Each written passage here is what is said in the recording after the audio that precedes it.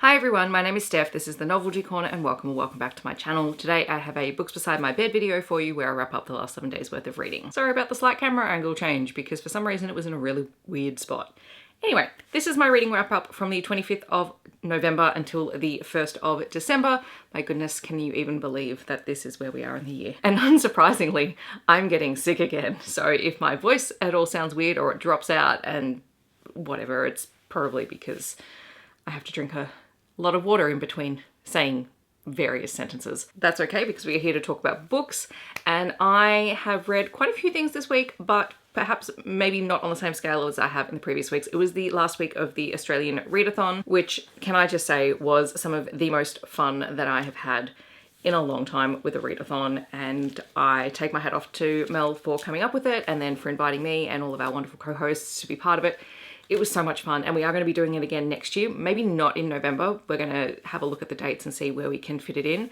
But if you joined in, feel free to chat to me about it below. Let me know what Australian book or author you read and how it went for you, even if it was just one thing that you picked up. Like it made me so happy to see people reading so many amazing Australian authors. But to that end, I really wanted to prioritize finishing off Lana Pecherczyk's, well, the books that I had, and I had one coming in the mail, which I did not get to in November, but I will finish in December. But of course, things did not quite go to plan, but that's okay as well. So we're going to start off with what I'm currently reading, which is an audiobook, and that is Common Goal by Reid. This is book 4 in the Game Changers series. It's my audio listen. I've got it out on Libby. I'm just sort of listening to it for an hour here or there as I'm doing things around my apartment. And it is the romance between the goalie for the New York Admirals and a bartender who is sort of the friend of a friend. I'm really enjoying it. It's very much a slow burn. Eric, who is the goalie, has always known that he's bisexual, but he was married for a long time, and that marriage has fallen apart, and he is just trying to figure out what he wants next in life. And he's, very nervous about dating a guy, and Kyle, who is the bartender, becomes this sort of friend and confidant and someone that he trusts to actually practice with. So I'm about 60% of the way through the book. I will talk about it in next week's wrap up because I will probably have finished it by then. But I am really enjoying the series, and the audiobooks have been really good just for background stuff while I'm doing everything else. So I've enjoyed that. I also read Pucking Ever After Volume 2 by Emily Rath, which dropped late November, and I couldn't pick it up when it first came out, but I think I read it within like a couple of days. And this is a collection of novellas that take place post-Pucking Around and post-Pucking Wild. And they're sort of what happens as part of the ongoing HA of all of these couples. So there are some really fantastic stories in here, and each of the characters in the 2 novels get their own point of view novella. And there is a really, my favorite one, 100% hands down my favorite, was The Dentist Part 1 and Part 2, which is told from Caleb and Ilmari's perspective. And in Pucking Around, Ilmari doesn't identify as bisexual, so he's been involved in bedroom activities with the other 3 members of his family, but has never considered himself into guys. And in this one, it looks really closely at the relationship between Caleb and Ilmari, and it was just gorgeous and really highlights how just because you identify one way doesn't mean you can't grow and change and develop feelings and want to explore what that looks like years down the path. And it was just really beautifully done. The other stories were great. I will say that Tess and Ryan's stories deal quite heavily with pregnancy and a difficult childbirth, and also a near-death childbirth experience. So please be gentle going into that story. There is tons of content warnings at the front of the book. You get to know everything you need to know about the novellas before you jump into them. But it's just nice going back and revisiting these characters because they are some of my favorite characters, and I love coming back to them and just seeing how they've grown and changed over time.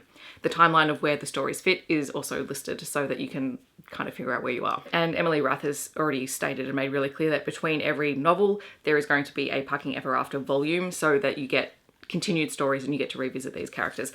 She also announced that she, had a Christmas novella idea, and so she's writing that currently, which I am very excited about. I also reread Exit Strategy by Martha Wells, which is part of the Murderbot Diaries series. I listened to the graphic audio, which is why it was a reread for me. Again, just a really good one to put on in the background while I was doing things, and just loved it.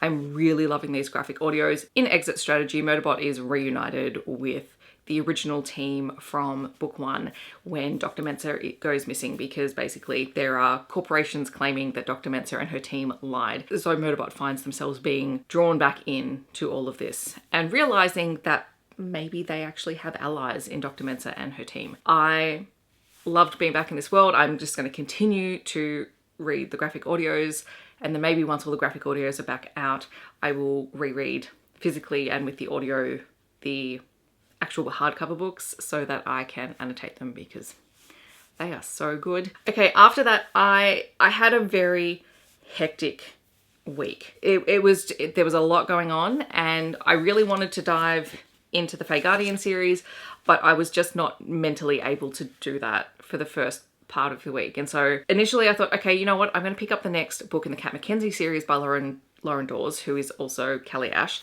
And this is that paranormal romance investigative series that's just light and fun and entertaining. And then I just finished the series. I had 4 books left in the series, and I read the rest of the books. So the Kat MacKenzie series follows Kat MacKenzie, who is a rookie cop who lives in a world where humans and paranormals exist or coexist. And on her very first day or first couple of days on the job, her partner is killed by a supernatural, and she freaks out, and she doesn't do anything to stop it because she literally freaks out. And so she's got this idea about supernaturals in her head. But because no one in her department trusts her because she let her partner be killed, she gets transferred into the paranormal division of the police force. And there she is assigned to work with Sawyer, who is an incubus and is a detective. That was book 1. I jumped in this week at Bad Witch, which is book 2, which ultimately, like, each of these books have their own sort of mystery plot thing involving one of these supernatural characters, in this case a witch who is doing very, very bad things to other people while trying to get power. And they also explore the relationship between Kat and Sawyer. Now, Kat is not going to appeal to everyone because she comes across, I suppose, as immature, but she uses humor and deflects a lot of things to try and process the world around her. So she comes off as very off the wall. She's obsessed with unicorns and making jokes at the wrong time because that's how she processes, right? So she will appeal to some people. I really liked her. I just went, you know what? This is someone who is just trying to figure out their life and trying to figure out where they fit in the grand scheme of a world where suddenly humans are not the top of the food chain. But I recognize that not everyone will like her as a character. It does make for a very easy reading experience though, because these stories are very fast paced. Anyway, she's exploring her relationship with Sawyer, who they had this moment in the first book, which was kind of magic induced. And so now Kat spends a lot of the time in these books trying to figure out whether her attraction to Sawyer is just because he's really attractive and magic and an incubus, or whether it's because there are actual feelings involved. And Sawyer, like, this is a he falls first sort of story because he recognizes that they are meant to be together long before Kat does, and is trying to prove to her that he can be faithful to her. And it's kind of adorable. The other thing that this series has, and I just realized I'm completely going on a tangent here, is she has basically this semi-sentient sword. It doesn't talk to her, but it appears, disappears, and reappears whenever she needs it. And it just pops up in the most random of places. I do like swords that, you know, have a life of their own. So I read Bad Witch. I also read Bad Fae. Again, this is about a fae doing really, really bad things. Bad Wolf is about them investigating a series of murders that appear to be committed by a werewolf, which is tricky because their boss is a werewolf. So trying to balance out that investigation and be impartial is important. And then the final book is Bad Kitty. And this one involves a fight club and also very rich humans owning fae slaves and using them to fight in the fight club. Not only does Kat have that very lighthearted personality, she also, like, she's an awesome kick-ass character, but she does not have awesome kick-ass special abilities. She does not magically become supernatural. So she constantly finds herself in situations where she is the target of supernaturals and in fights that she should not find herself in. And I appreciate that we have someone who is existing in this world who does not just magically get the abilities that she needs in order to survive. Overall, it was just a really fun, lighthearted sort of series. All of the books are about 250 pages or less, so I sped through them and I just really enjoyed them. Lauren Dawes is an Australian author. This counts as a self-pub indie romance, and it was just a great time and what I needed in the first part of the week when I just did not have the brain capacity to focus on anything that had more depth. And that's not always a bad thing. And then I started the season of the Elf trilogy from Fae Guardians. So this is book 7 and 8.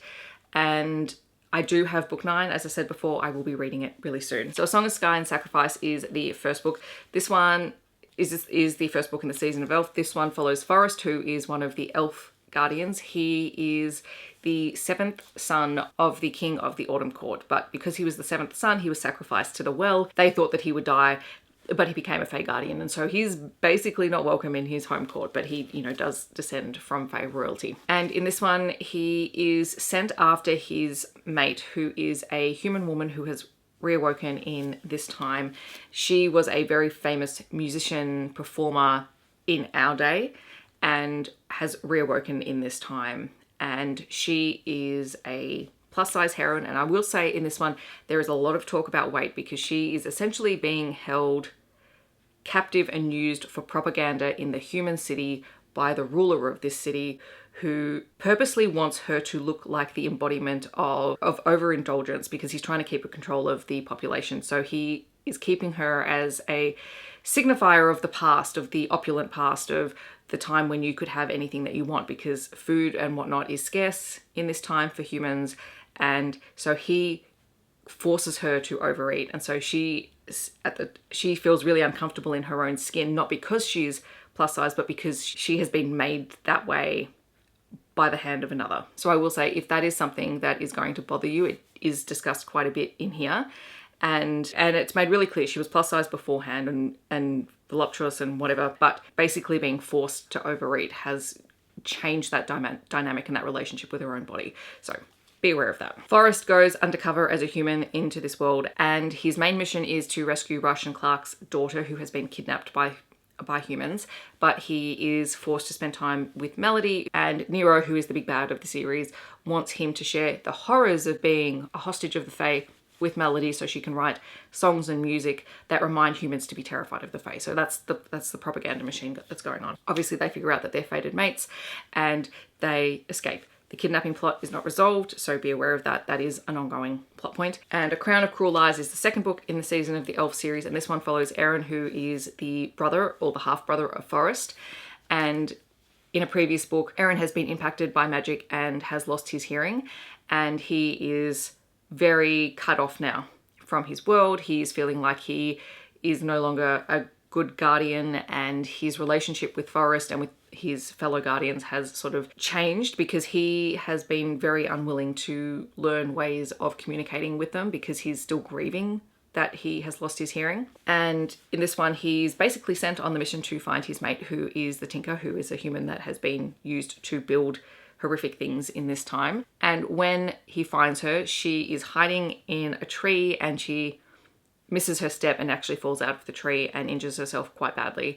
And so Erin takes her to the closest elven town, which happens to be the Spring Court, and there she receives treatment and has to sort of go about healing in the long way, because their access to the well, which is their magical source, has been tainted, and so they don't want to risk anything going wrong by using too much magic. She still heals a lot faster than normal because she has been mated to Aaron, and so she is afforded the benefit of that tie. But while they're there, they realize that Aaron has a connection to the Spring Court and the family there, so he is linked both to the Spring and the Autumn Courts. And Aaron and Trix are very much sort of forced into roles that they wouldn't have picked for themselves, but they find themselves taking on in order to save the Spring Court from someone who is trying to take the throne. And when I was reading the author note, Lana talked about how just before writing this book, she had been diagnosed with ADHD. And so she wrote a lot of the things that she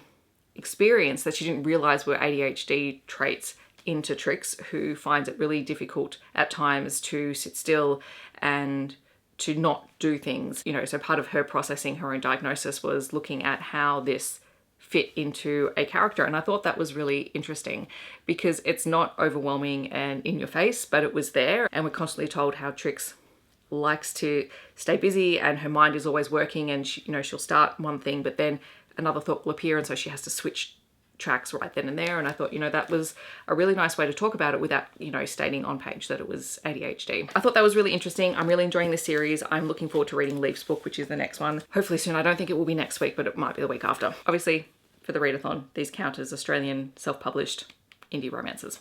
All right, so that is what I have read this week. In the comments, I'd love to know what you have been reading. Feel free to share that down below, or let me know if you've read any of the books that I've read and what your thoughts are on them. If you want to let me know that you're here but you don't want to leave a comment, feel free to leave a cat emoji down below. Otherwise, I hope wherever you're on the world, you're staying safe and healthy, and I will see you in my next video. Thanks so much for watching. Bye everyone.